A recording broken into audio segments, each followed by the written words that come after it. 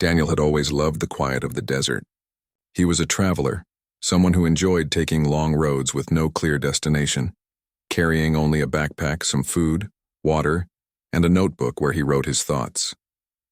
That morning, the Arizona sun was already shining bright over the endless land of red rocks, scattered cacti, and dusty paths. The air was warm, filled with silence broken only by the sound of wind brushing through dry bushes. Daniel walked calmly, lost in his thoughts, not knowing that his path was about to cross with something that would change his life forever. As he made his way around a narrow trail near a cliff, he suddenly heard a sharp cry. At first, he thought it might be an eagle, but no, this sound was human. His heart jumped. He stopped, listening closely, and again he heard it, a woman's voice shouting mixed with the frantic sound of a horse. He dropped his backpack and ran toward the sound. Dust rose around his boots as he rushed forward. At the edge of the trail, he found the scene. A young woman was clinging tightly to the reins of a horse that had panicked. The animal's hooves slipped dangerously close to the edge of the cliff. The woman's face showed both fear and determination as she tried to calm the horse. But the rocks beneath them were loose, and every second felt like the moment before a fall. Daniel didn't stop to think. Instinct took over. He rushed forward, speaking softly to the horse, trying to calm it down. The animal's eyes were wide, filled with fear, nostrils flaring as it snorted and stepped dangerously closer to the edge. The woman held on, but she was losing strength. "Let go," Daniel shouted, though his voice was steady. "Trust me." For a second, their eyes met. The young woman's eyes were dark, deep, and shining with courage, but she was clearly trapped between fear and hope. In that moment, she released the reins, giving Daniel the chance to grab hold of her arm. With all his strength, he pulled her away from the cliff just as the horse stumbled, sending a small shower of rocks tumbling into the canyon below. The horse, freed of her weight, managed to back away safely, neighing in panic before calming a few steps away. But Daniel's attention was only on the woman. He held her firmly, making sure she was steady on the ground. She leaned against him for a moment, catching her breath, her heart racing. "You're safe now," Daniel said softly. His voice, though calm, carried the heavy beat of his own fast heart. She looked up at him, her face both grateful and surprised. Her long black hair was loose, falling around her shoulders, and her skin glowed in the desert light. Her features were graceful, strong yet gentle, carrying the beauty of someone deeply connected to the land. Daniel didn't know her name yet, but he would remember that face forever. Soon voices came from behind the trail. A group of people appeared, rushing toward them. They were members of her tribe, dressed in simple but traditional clothes. Their expressions shifted quickly when they saw what had happened. Relief filled their eyes as they saw the young woman safe. One older man stepped forward, his face lined with wisdom and authority. He looked at Daniel first, then at the young woman. "Ayana," he said, his voice deep but warm. He placed a hand on her shoulder, checking that she was unharmed. "I'm all right, Father," she said softly, her voice steady now, though still shaken. "This man, he saved me." The older man turned back to Daniel. His sharp eyes studied the traveler carefully, as if trying to read his soul in a single glance. For a long moment, the desert wind was the only sound between them. Then the elder gave a small nod, one that carried both respect and weight. "You risked your life for her," the elder said. His voice carried authority, but there was also a note of something deeper, something spiritual. "This is not something we forget." Daniel shifted uneasily. He wasn't used to being at the center of attention. "I just did what anyone would have done," he replied quietly. "I couldn't let her fall." The elder studied him a moment longer, then spoke words Daniel didn't understand at first. He spoke in Apache, words meant for his people, but the tribe members around them reacted with nods of approval and a look of seriousness. Daniel noticed it, though he didn't know the meaning. Ayana stepped closer. "You don't understand now," she said softly, her eyes fixed on him with both gratitude and something more complicated. "But in our ways, saving someone's life has meaning. It is not taken lightly. You may have changed both our paths." Daniel frowned, confused. He hadn't thought of tradition or meaning. He had simply acted because it was the right thing to do. But now the way everyone looked at him made him realize this was not a small matter to them. The elder placed his hand on Daniel's shoulder, firm and respectful. "Come with us," he said. "You are owed thanks and more than thanks. You have become part of something greater than yourself." Daniel hesitated. He was only a traveler, a wanderer passing through. He hadn't come here looking for recognition or responsibility, but the sincerity in the elder's voice, the way the people looked at him, and the way Ayana's eyes rested on him, all of it told him that his life had just stepped into a new story. As the group began walking back toward the village, Ayana walked beside him. For a while neither spoke. The desert around them was quiet, the sky wide and endless above. Daniel felt a strange weight in his chest, not a burden, but the kind of weight that comes when destiny begins to press down on someone's shoulders. Finally, Ayana spoke softly, her voice carrying both gratitude and mystery. "My name is Ayana," she said. "It means eternal blossom. You saved my life. I will never forget it." Daniel gave her a small smile, though his mind was still full of questions. "I'm Daniel," he said. "And maybe it wasn't just me who saved you. Maybe it was meant to happen this way." She looked at him for a long moment, her expression unreadable. Then she simply nodded, as if his words touched a truth she already knew. That night, as the sun set over the red horizon and the tribe gathered in quiet ceremony to give thanks for Ayana's safety, Daniel realized that the path of his life had shifted. He didn't yet know how deeply. But in the firelight, with the stars beginning to shine above and the tribe's voices lifting in songs older than memory, he felt the first stirrings of something he could not explain. A bond, a connection, a sense that he was no longer just a passing traveler. And Ayana, seated across the fire, met his eyes again. In that gaze, silent and deep, Daniel understood that saving her life was only the beginning. The next morning, Daniel woke to the sound of voices outside. He had been given a place to rest in a small tent near the heart of the Apache village.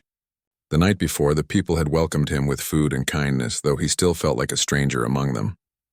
The desert morning air was crisp, carrying the smell of smoke from cooking fires and the faint aroma of herbs being prepared by women. Daniel stepped outside, blinking at the brightness of the sun. The village was alive with movement. Children ran barefoot across the dusty ground, laughing as they played. Women carried water pots from a nearby stream. Men were repairing tools, speaking quietly to one another.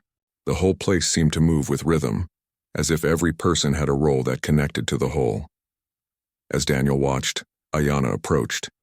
She wore a dress woven with traditional patterns, the soft colors blending beautifully with the desert surroundings. She carried herself with quiet dignity, though her expression was thoughtful. She stopped in front of Daniel and gave him a small smile. "My father wants to speak with you," she said. Her voice was gentle, but her eyes carried seriousness. Daniel nodded, though his stomach tightened. He followed her across the village until they reached a large lodge where the elder waited. The man sat calmly near the fire, his presence commanding respect. His face was lined with age, yet his eyes were sharp, steady, and full of wisdom. Several other elders were seated beside him, their expressions solemn. The elder gestured for Daniel to sit. Ayana remained nearby, silent but attentive.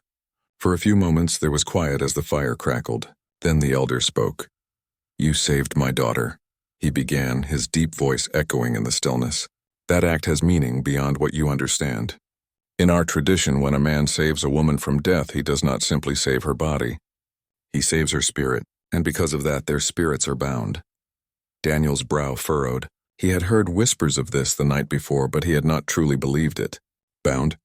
he asked carefully. The elder nodded. "Yes, bound by sacred tradition. Our people believe that such an act is not chance. It is fate guided by the spirits. You are now connected to her life as she is to yours. Some among us will say she belongs to you, though not as property. It is a union, one that is honored by our ancestors."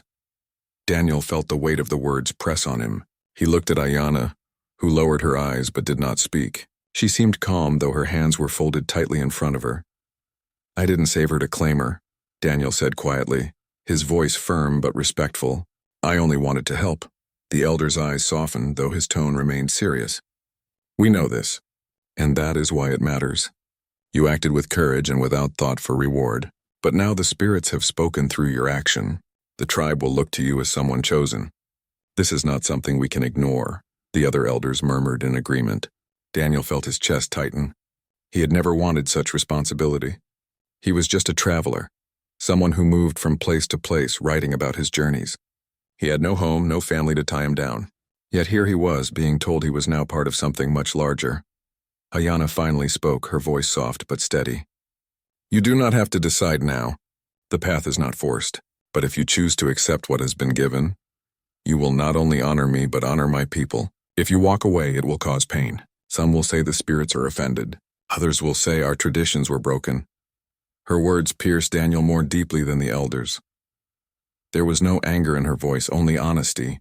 She gave him the choice, yet the weight of the choice was enormous. He saw the quiet strength in her, the grace with which she accepted the situation. She was not pleading. She was simply telling him the truth. Daniel sat in silence for a long time. The crackling of the fire seemed to echo in his ears. He thought about his wandering life, the freedom he loved. He thought about the people here, who had welcomed him without knowing him, who lived by traditions that had survived for centuries. And he thought about Ayana, her courage, her calmness, the way she had trusted him in that desperate moment on the cliff. Finally, Daniel spoke. I don't know if I am worthy of this, he admitted. I am not from here. I don't know your ways. I don't want to bring harm or disrespect. The elder leaned forward slightly. Worthiness is not decided by birth, but by actions. You risked your life for hers. That is the greatest worth a man can show. Whether you accept this path is your choice. But know this. Once a spirit binds two lives, walking away is never simple. Ayana looked at Daniel then, her eyes holding his for the first time since the conversation began. In her gaze he saw no fear, no demand, only a quiet strength that made him catch his breath. After the meeting, Daniel walked outside, his mind heavy. The village seemed the same as before, children laughing, women working, men talking, but for him everything had changed. He felt eyes on him now, curious, respectful, expectant. Some villagers smiled at him warmly, as though he was already part of them. Others looked at him with suspicion, as if he were unworthy of such a sacred bond. Ayana walked beside him in silence for a while before she finally spoke. I don't want you to feel trapped, she said softly. I would never want my life to be a burden to you. But I also cannot change what my people believe. All I can say is that you have my gratitude always. Daniel stopped and looked at her. What about you, he asked. Do you believe in this tradition? Do you want this bond? She paused, her expression thoughtful. I believe the spirits guide our lives in ways we cannot always see. I believe that you were meant to be there yesterday. And I believe that sometimes fate chooses for us. But what I want is not just to be given to someone. If this path continues, it should be because you choose me, not because tradition demands it. Her words struck him deeply. She was not a woman who needed saving in spirit. She was strong with a voice of her own. He realized that the tradition was not meant to make her less, but to honor the sacredness of what had happened. That night, a small fire was lit in the center of the village. The people gathered, singing songs that echoed with history. Daniel sat among them, listening, feeling the rhythm of the drums and the strength of their voices. Ayana sat across from him, her face glowing in the firelight, her expression calm but unreadable. Daniel realized he stood at a crossroads. On one side was his old life, the freedom of wandering, no ties, no responsibilities. On the other side was this new life, bound by tradition, full of expectations but also full of meaning. He didn't know what choice he would make, but he could no longer deny the truth. His life was no longer his alone. As the stars stretched across the desert sky, Daniel closed his eyes for a moment and listened to the songs. He felt the pull of something greater than himself, something that tied him not only to Ayana but to the land, the people, and the ancient traditions that had shaped them. And deep inside, he knew his journey was no longer about moving forward alone. It was about deciding if he would walk a new path, one that might bind him forever. Days turned into weeks, and Daniel found himself living among the Apache people. At first, he thought he would only stay a short while, long enough to show respect and then move on with his travels. But every day seemed to pull him deeper into their world. He began to understand their way of life, their rhythm, their connection to the desert that surrounded them. What once felt foreign slowly became familiar. Daniel often sat with the elders in the evenings, listening to stories told around the fire. The stories spoke of the land, of how the mountains were shaped by the hands of spirits, how rivers carried wisdom, and how every animal was a teacher. These tales were not simply entertainment. They were lessons guiding the people on how to live with respect and balance. At first, Daniel only listened politely, But soon he found himself repeating the words in his own thoughts, carrying the wisdom into his heart. Ayana often joined him. Sometimes she translated words he did not understand. Other times she explained the meaning of the songs the people sang. She had a way of speaking that made everything clear and alive. When she spoke of the eagle, Daniel could almost feel its wings above him. When she described the spirit of the desert wind, he felt the air move differently across his skin. Her presence slowly became a comfort to him, a guide through the unknown. But not everyone in the village welcomed Daniel with open arms. Some of the young men looked at him with suspicion, whispering that an outsider could never truly understand their traditions. One man in particular, Dakota, was especially cold. Dakota had grown up beside Ayana. Many had believed that one day he would be the one to stand by her side. For him, Daniel's sudden arrival and the sacred tradition that bound Daniel and Ayana was a bitter wound. Dakota often confronted Daniel with sharp words. "You walk here as if you belong," he said once, his eyes hard. "But blood ties you to nothing. The spirits may test you yet." Daniel never answered with anger. He understood Dakota's pain, but the tension grew, and he could feel the weight of eyes upon him every time he walked through the village. Some smiled kindly, others turned away. He was caught between acceptance and rejection, between being welcomed and being doubted. Despite this, Daniel kept trying to learn. He helped carry water from the stream. He joined the hunters when they went into the hills, though he had little skill with a bow. He watched carefully as they showed him how to track footprints in the sand, how to read the signs of animals, how to move quietly without disturbing the land. He failed often, but each mistake was met with teaching, sometimes laughter, and slowly he began to improve. Ayana guided him more than anyone else. She showed him how to grind herbs into medicine, how to weave simple strands into rope, and how to listen to the desert itself. "The land speaks," she told him one evening as they stood together on a ridge. The sunset painted the sky in shades of orange and purple. "It speaks in the cry of the hawk, in the tracks left in the dust, in the sound of water flowing far away. If you listen with patience, you will hear it." Daniel closed his eyes, breathing deeply, letting the sounds of the desert wash over him. He had always loved nature, but never like this. Ayana's words opened a door inside him, and through it, he began to see the world differently. As the bond between them grew, Daniel's heart became more unsettled. He had not asked for this connection, yet he felt it strongly. He admired Ayana's courage, her wisdom, her quiet strength. She was unlike anyone he had ever met. And though tradition had spoken first, his own heart was beginning to speak as well. But still he wrestled with doubt. Was he only drawn to her because of the tradition? Or was it real, born from something deeper? He feared dishonoring her or her people by making a choice too quickly. The tension between tradition and his own feelings grew even sharper one evening when the tribe gathered for a ceremony. They danced around the fire, the drums echoing like the heartbeat of the earth. Ayana danced too, her movements graceful, her dress flowing with each step. Daniel watched, unable to look away. But he noticed Dakota watching too, his eyes burning with anger and sorrow. After the dance, Dakota confronted Daniel again. "Do you think you deserve her?" he demanded, his voice low but fierce. "You do not know her as we do. You do not know her heart, her spirit, her history. She belongs to this land, not to a wanderer who will leave." Daniel stood in silence. He did not want to argue, but his own heart answered inside him. He knew he could not walk away from Ayana so easily. That night, Daniel spoke to Ayana as they walked near the edge of the village.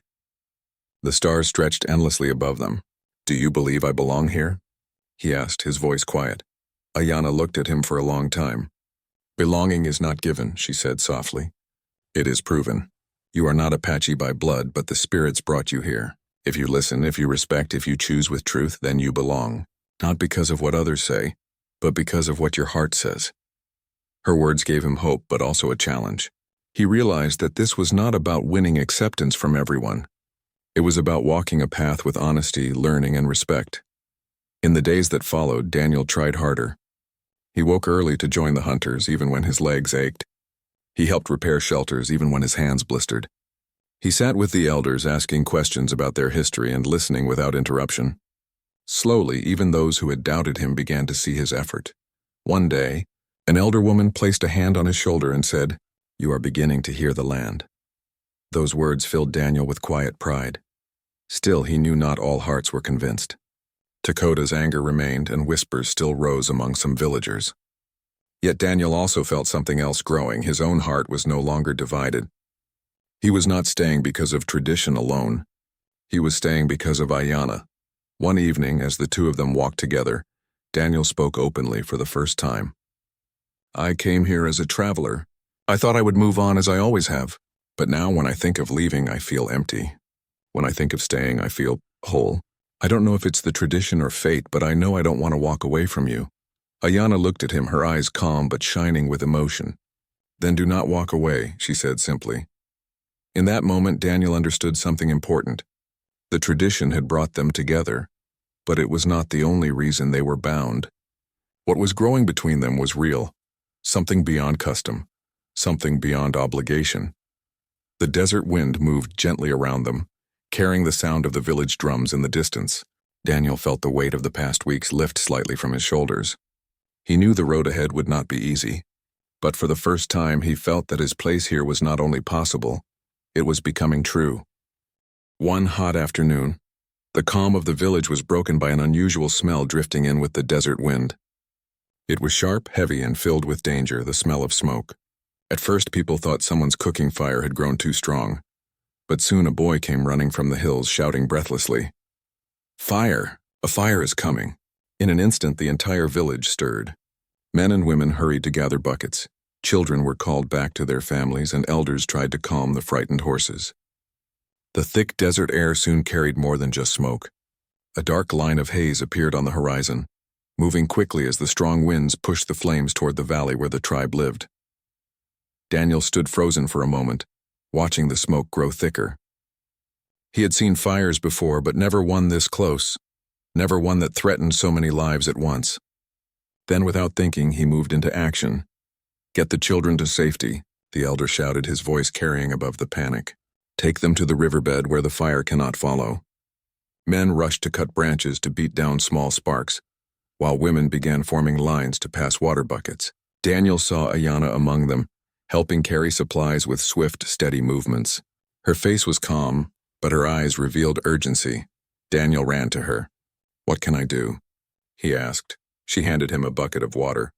"Help them wet the roofs. The fire will jump if the sparks fall here." Daniel nodded and joined the line. He worked hard, running back and forth carrying water, throwing it onto the wooden shelters, his arms aching with effort. Sweat poured down his face, mixing with dust and smoke. But no matter how much they fought, the fire seemed to come closer. The wind roared, carrying burning leaves that landed dangerously near the village. Suddenly, Daniel noticed two children who had run the wrong way, heading toward the hills instead of the riverbed. Their small figures were outlined against the growing haze. Without hesitation, Daniel dropped the bucket and sprinted toward them. His legs pounded the dry earth as he shouted, "Stop! Come back!" The children froze, confused and afraid. Daniel reached them just as sparks rained down from the burning brush. He grabbed their hands and pulled them back, shielding them with his own body as a wave of heat swept over them. Coughing, his lungs burning, he forced them back toward the village until another man took them to safety. Ayanna saw him stumble back, his clothes dark with ash, and rushed to his side. "Are you hurt?" she asked, her hand on his arm. "I'm fine," Daniel said between breaths.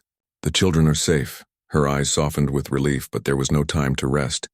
The flames had reached the edge of the village, licking at the dry bushes and threatening the homes. "Everyone to the line," the elder shouted. "We hold here." Daniel joined the men at the front, beating down sparks with branches, pouring water where they could. The heat was intense, the roar of the fire deafening. It felt like fighting a living beast that wanted to swallow everything. Yet side by side the people fought bravely, their voices shouting encouragement to one another. Ayanna worked with the women, guiding elders and children to the riverbed, her voice calm and steady. At one point she ran into a shelter to lead out an old woman who could barely walk. Daniel saw her disappear inside the smoke-filled house, and his heart stopped. Without hesitation he ran after her. Inside, the heat was suffocating, the air thick with smoke.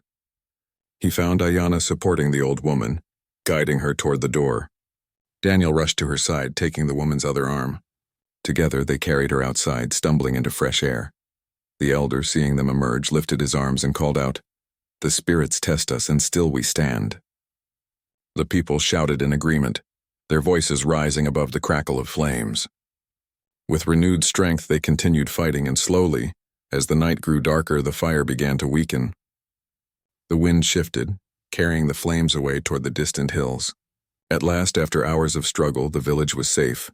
Exhausted, Daniel collapsed onto the ground, his body aching, his hands blistered. Around him, people cheered, embracing one another with relief. Some wept, others laughed, but all were thankful that their home still stood and their families were unharmed.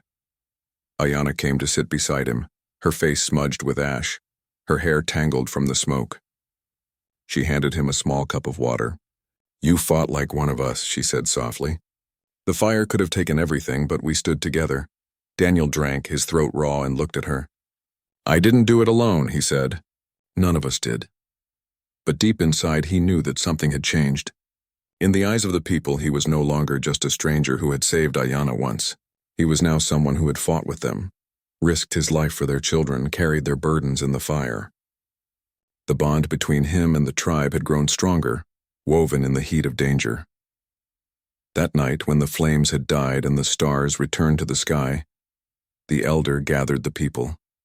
They sat in a wide circle, their faces glowing in the firelight, their voices quiet with reverence. The elder raised his hand. "The fire came to test us," he said. "It came to see if we stood as one. And we did. This man," he gestured to Daniel, "was not born among us, yet he stood with us. He fought as if our homes were his own. He saved our children and he saved our elder. The spirits have spoken again. His bond with Ayanna is not only tradition, it is truth." The people murmured in agreement. Some nodded, others smiled, and even those who had doubted Daniel before now looked at him with new respect. Daniel felt the weight of their eyes and the elder's words. He glanced at Ayanna, who sat quietly, her gaze steady. In that moment, Daniel understood what he had been afraid to admit. He did not want to walk away from her. He did not want to walk away from this people. What had begun as a tradition was now something deeper, something real in his own heart. Later, as the village slowly returned to rest, Daniel and Ayanna walked together near the riverbed, where the water still glowed faintly under the moonlight. The night was cool, the air fresh after the smoke. "I thought I might lose you in that fire," Daniel said quietly. "And I thought I might lose you," Ayanna replied. "But we are still here." They stopped walking, standing in silence as the water moved gently beside them. Daniel turned to her, his voice steady but filled with emotion. "I know now. This is not just about tradition. I care for you, Ayanna. I want to stay not because I must, but because I choose to." Her eyes shone in the moonlight. She did not speak at once, but when she did, her words were soft and sure. "Then the spirits have spoken twice, once through tradition and once through your heart." They stood together in the quiet, the desert around them calm again, the stars watching silently above. For Daniel, the fire had burned away his doubts. What remained was clear and strong, a love born of courage, respect, and choice. The days after the fire passed slowly, filled with rebuilding and healing. The village carried the marks of smoke and ash, but the people carried pride in their hearts. They had faced destruction together and had survived. For Daniel, each day now felt heavier, not because of burden, but because he knew a final choice was waiting for him. Whispers followed him everywhere he walked. Children who once looked at him curiously now ran to him with smiles, calling his name. Elders greeted him with nods of respect. Even those who had doubted him now spoke more softly, as though the fire had erased some of the distance between them. Only Takota's gaze still burned with quiet challenge, though even he said little. Ayanna remained by his side often, guiding him in the work of rebuilding. Together they repaired roofs, carried supplies, and helped families who had lost belongings. Every time their hands brushed, every time their eyes met, Daniel felt the bond between them grow stronger. Yet with that bond came the weight of the decision he knew he had to make. One evening, as the sun sank low and painted the desert sky in gold and crimson, the elder called the people together. They gathered in the large circle near the central fire, the same place where countless ceremonies had been held through the generations. The drums began to beat slowly, steady as a heartbeat, and the air grew thick with expectation. The elder stood, his tall figure outlined against the flames. His voice carried across the circle, strong and calm. The spirits have spoken through fire and through fate. This man Daniel came to us as a stranger. He saved my daughter from death. He fought beside us against the flames. Twice now the spirits have shown his bond to Ayanna. Tonight we honor tradition and we honor choice. A hush fell over the people. All eyes turned to Daniel, who sat near Ayanna. His chest tightened as he felt the weight of their gazes, but he rose slowly, standing tall despite the pounding of his heart. "I came here with no plan," Daniel began, his voice steady though his hands trembled slightly. "I was only a traveler passing through. But then fate placed me on a path I could not ignore. When I saved Ayanna, I did not think of tradition. I only thought of life. But since then I have come to understand your ways. I have listened to your stories, learned your songs, and fought beside you. And in all this I have seen that the bond between us is not only tradition, it is truth." He turned to Ayanna, his eyes locking with hers. She looked at him calmly, her face glowing in the firelight, her strength clear for all to see. "I cannot accept the idea that she belongs to me," Daniel continued, his voice firm. "For no one can belong to another. What I accept is this: she is my equal. She is my partner. And I choose her. Not because the spirits demand it, not because tradition demands it, but because my heart does." A deep silence followed his words. The drums stopped, and for a moment the desert seemed to hold its breath. Then the elder raised his arms. "So it is spoken," he declared. Tradition and love walk together. The spirits are honored, and so are our hearts. From this night forward, Daniel and Ayanna stand not as strangers, not as bound by force, but as partners, chosen and blessed. The people erupted into song and cheer. The drums began again, faster, louder, carrying joy into the night. Women began to dance, their dresses swirling in the firelight, while men clapped and sang. Children laughed, running in circles around the fire. Ayanna stepped forward to stand beside Daniel. Her hand slipped into his, warm and steady. She looked up at him, her eyes bright with tears she did not try to hide. "You spoke with truth," she whispered. "That is all I ever hoped for." Daniel smiled, relief and love filling his heart. "It is all I could give," he replied. The ceremony continued long into the night. Food was shared, songs were sung, and dances filled the circle. Daniel felt himself swept into the rhythm, no longer a visitor, but part of the living heartbeat of the tribe. He joined the dances, awkward at first, but soon moving with laughter as Ayanna guided him. For the first time he felt not like an outsider trying to fit in, but like someone who belonged. Later, as the fire burned low and the stars stretched endlessly above, Daniel and Ayanna stepped away from the crowd. They walked to the edge of the village, where the land opened wide and the desert spread out in silence. The moonlight painted the sand silver, and the air was cool against their skin. "This land feels different now," Daniel said quietly. "It feels like home." "It is home," Ayanna replied softly. "And now it is yours too if you choose it." Daniel looked at her, his heart steady. "I already have." They stood in silence for a long time, the desert wind moving gently around them. Daniel thought of the life he had left behind, the endless roads, the freedom of wandering. It had been beautiful, but it had also been lonely. Now he saw a different kind of freedom, one that came not from leaving everything behind, but from building something that lasted. The following days were filled with a new sense of peace. Daniel continued to help with the rebuilding, but now there was no question about his place. He was no longer a guest. He was part of the tribe, part of the family, and every time he looked at Ayanna, he felt both gratitude and wonder at how fate had changed his path. Even Dakota, though still distant, no longer spoke with bitterness. One morning, as Daniel carried supplies, Dakota approached him. For a moment, Daniel expected harsh words, but instead, Dakota simply said, "Take care of her." His voice was rough, but there was no anger in it.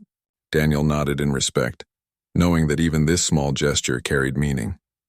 Life in the village returned to its rhythm, but for Daniel, it was a new rhythm he gladly followed. He rose with the sun, worked with the men, learned more each day about the land and its secrets. He listened to the stories of the elders and began to feel that those stories were becoming his stories too. And every evening, when the fire lit the faces of the people he now called family, he sat beside Ayanna, knowing he had chosen the right path. One night, as the stars glowed brightly above, Daniel opened his notebook, the same one he had carried as a traveler. Instead of lonely thoughts written on empty roads, he began to write about the songs of the people, The courage of the tribe, the wisdom of the land, and the strength of a woman whose spirit had become his guide. He wrote of the day he saved her life not as the moment he became her owner, but as the moment he began to understand what it meant to truly belong. And as the desert wind carried the sound of laughter and drums through the night, Daniel knew this was no longer just a story of survival or tradition. It was a story of love, choice, and a home found in the most unexpected place.